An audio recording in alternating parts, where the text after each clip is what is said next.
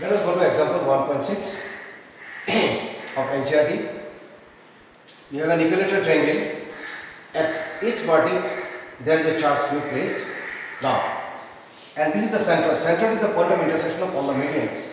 Now, see, the triangle is equilateral. So this median will bisect this median will serve as the perpendicular bisector of this side of the triangle. So this will be the midpoint of side BC, and this angle will be perpendicular. This angle will be 90 degrees. So now,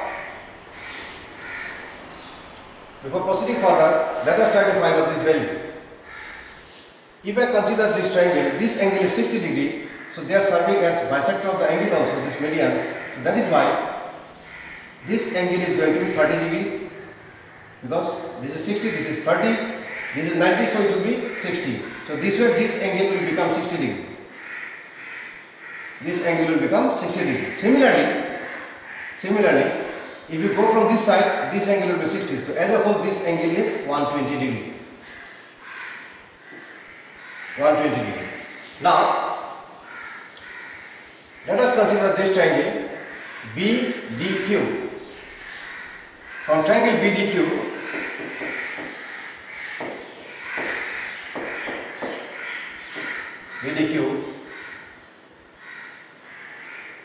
your base by hypotenuse BD by BQ is equal to cos 30 degree. So this implies BD is equal to BQ. So we BD we know. So BQ I will find. BQ will be equal to BD by cos 30. So BD is equal to what? Since it is the perpendicular bisector, this AD is the perpendicular bisector, it will be L by 2. So L by 2, cos 30 is how much? Cos 30 is root 3 by 2. That is equal to L by root 3. Now by symmetry of the figure, you see, since it is equilateral triangle, BQ will be equal to AQ, also equal to CQ. So since BQ is equal to AQ is equal to CQ, therefore BQ is equal to AQ is equal to CQ is equal to L by root 3. Okay.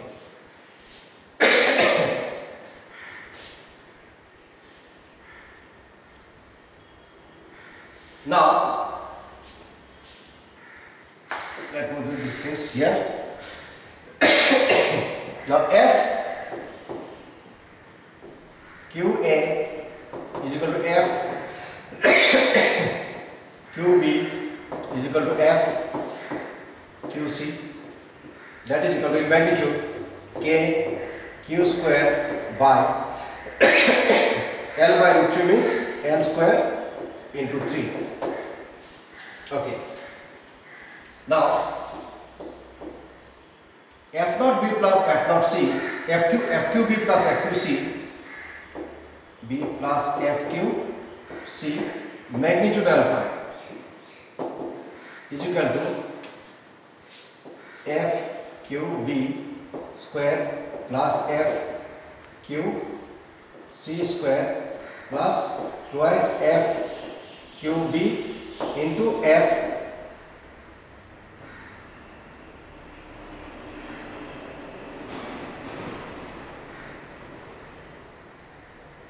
into FQC cos 60 degree, 120 degree, sorry.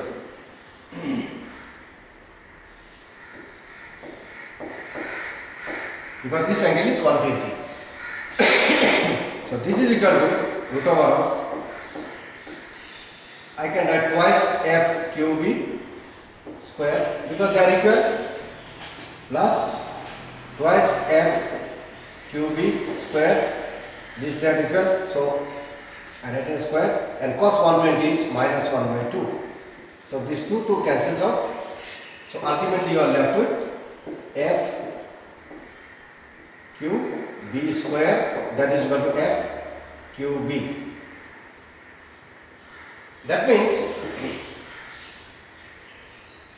f q b plus f q c is equal to k q square by L square into 3. Now, since this force and this force and this force, they are equal, I am concerned with these two forces. This parallelogram will be a rhombus. So, this will be exactly opposite to this. So, this way, now, unit vector of these two, this resultant will be in this direction. That I write as r cap, and this I write as, suppose say, r dash cap. They are in opposite directions.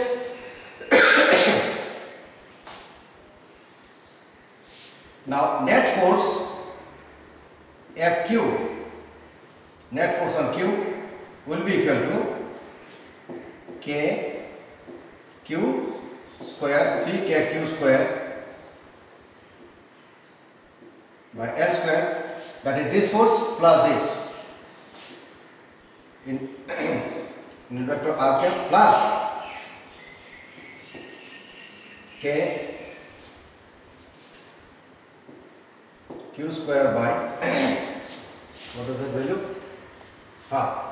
3 into 3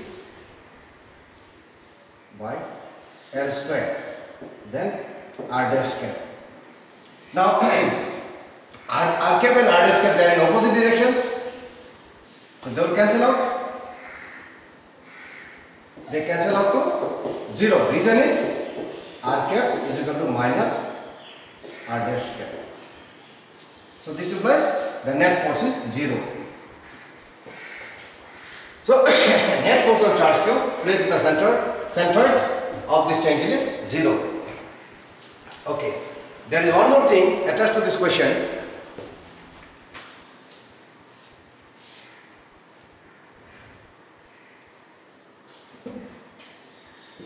No, not with this question. Question example 1.7. So difficult one I have done. Example 1.7 you try. This I leave as assignment to you. In case you have little doubt also, you can phone me or you can ask for clarification. I will send the clarification over phone. Okay, now electric field. Next topic is electric field.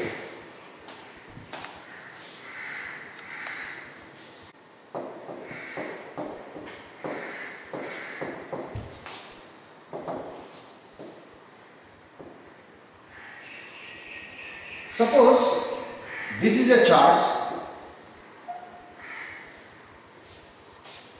Around this there will be a region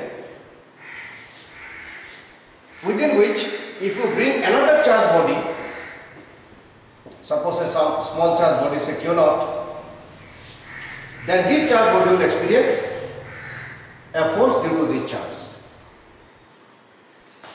This force will be experienced within this region, not outside this region. Outside this region, suppose say if you place this charge Q naught outside this region, then it will not experience this force. This region within which if another charge body, say Q naught, is placed, if it experiences force, then this region is called the electric field of the charge. So what is electric field? It is a region around a charge body within which if another charge body is brought, then it experiences a force.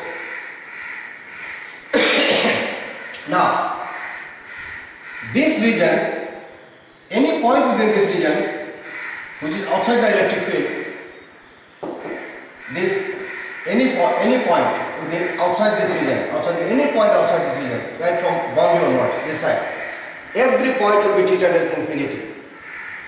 Even if this distance is suppose a few centimeters, a few millimeters, a few meters doesn't make a difference.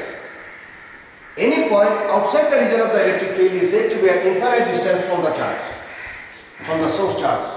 Source charge means the charge which electric field we are talking about. So,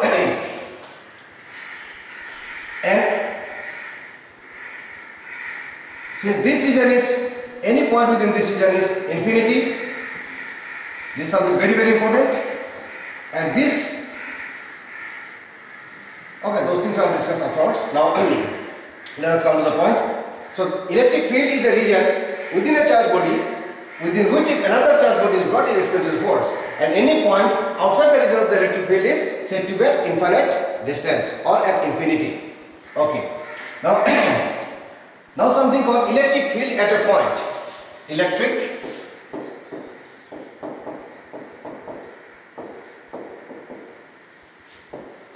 at a point,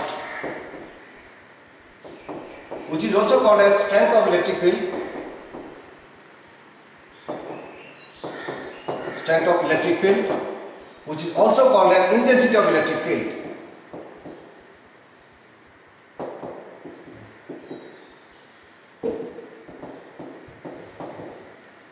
Now suppose I consider this point. This is a point P. At this point I want to know what is the value of electric field at this point, or strength of electric field at this point, or intensity of electric field at this point. Here if you can place 1 coulomb of charge, so that this charge is not disturbed, then whatever is the force experienced by this plus 1 coulomb of charge, that is called electric field of this charge at this point. So electric field at a point, or strength of electric field at a point, or intensity of electric field at a point is the force experienced by unit positive charge, that means plus 1 coulomb of positive charge placed at that point. Now, 1 coulomb of charge contains how many charges? In class 10 also you have learned 1 coulomb is containing 6.25 into 10 to the power 18 coulomb, 18 number of charges. 6.25 into 10 to the power 18. That means this is equal to 625 into 10 to the power 16. So this charge is not a microscopic charge, it is a macroscopic charge, huge charge. So usually we cannot place 1 coulomb of charge here directly, because this will disturb this charge. This charge will go away, but this charge is to be in its own place. Because electric field at this point, or intensity of electric field at this point, is the force experienced by 1 coulomb of charge due to this charge. Now if it gets displaced, then the force experienced will not be the genuine one. So electric field at this point we are not able to find out accurately. That is why 1 coulomb of charge you cannot place directly. Okay. So you have to place a very, very small charge. So I say Q0.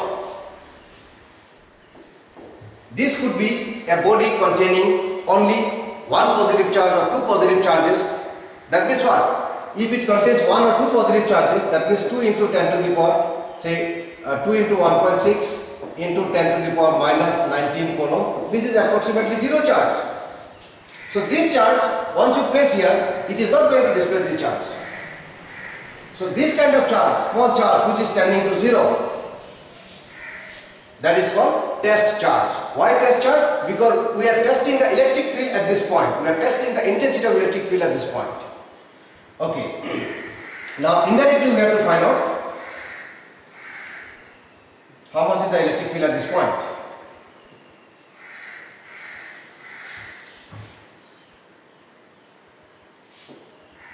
Now suppose I have placed a test charge Q0 here. This test charge Q0 will experience a force of repulsion since it is positively charged. Now this is F0. Suppose I say it experiences a force F.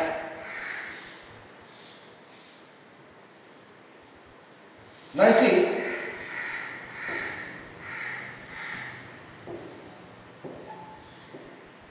Q0 experiences a force F.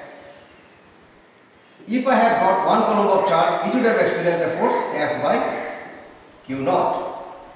This is what is called electric field at this point, or intensity of electric field at this point, or strength of electric field at this point. So electric field at a point is what? It is the amount of force experienced by a unit positive charge placed at that point. Since we cannot place one coulomb of charge directly, so indirectly using a test charge we find out. So this is the formula for electric field at this point. Electric field E is equal to F by Q naught. Now, when you refer to the book, you will find that electric. So we have seen E is equal to F by Q naught, but when you refer to the formula in the book, you will find usually we also write like this: E is equal to limit Q naught tends to 0 F by Q naught. The formula comes like this. Of course, for solving numericals and all, we use E is equal to F by Q naught. But when writing the general formula, why is it written like this? What is the significance of limit Q naught tends to 0 in the expression of E is equal to F by Q naught? Now, the very name suggests that limit Q naught tends to 0 says that the Q naught cannot be large. Why it cannot be large? I have discussed it in the previous figure.